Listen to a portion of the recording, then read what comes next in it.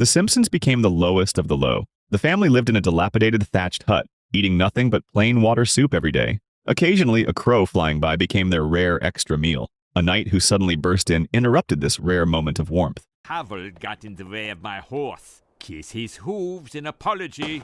Homer slid to his knees, kissing the horse's hoof to show his apology. Lisa hated the current social system. Nobles didn't treat commoners as human at all. Marge disagreed, and at the very least, they could freely choose what to do when they grew up. A wife or a harlot?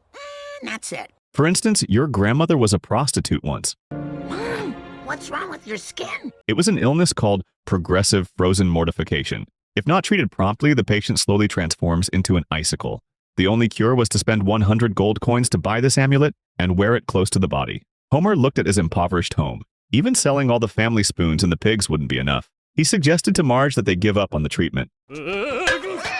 If you can't gather the money for the amulet, don't even think about coming back. Homer arrived at his workplace intending to ask his boss for an advance during break time. But first, he wished he actually had a salary. Burns showed Homer the wheel he pushed.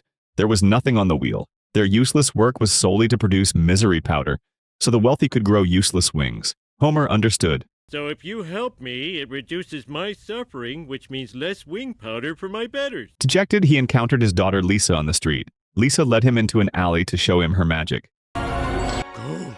Sweet, sweet gold! Lisa was captured by the king. In this country, everyone who could use magic was the king's property. His daughter's capture ignited Homer's fighting spirit. He took to the streets, and a fiery speech immediately stirred up the rabble. They took to the streets, armed themselves, and marched towards the palace with menacing intent. Tall city walls blocked their path. The three people stepped forward. Homer exclaimed joyfully, "We will never forget your sacrifice." Sacrifice?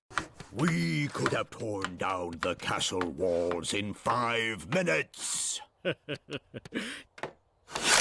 rabble stormed the walls. The king's guards proved no match. Just as things were going well, dragon knights appeared. A few breaths of fire decimated an entire crowd. Someone had to deal with the dragon. Lisa's grandmother volunteered.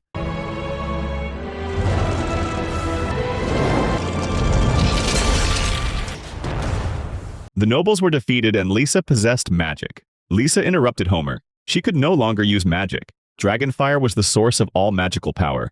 With the last dragon dead, all wondrous powers in this world would vanish. But they could use technology to change the world and end poverty and disease. Please come back, magic! Live, damn you, live! The dragon revives. Its first act is to burn down the villages of that rabble.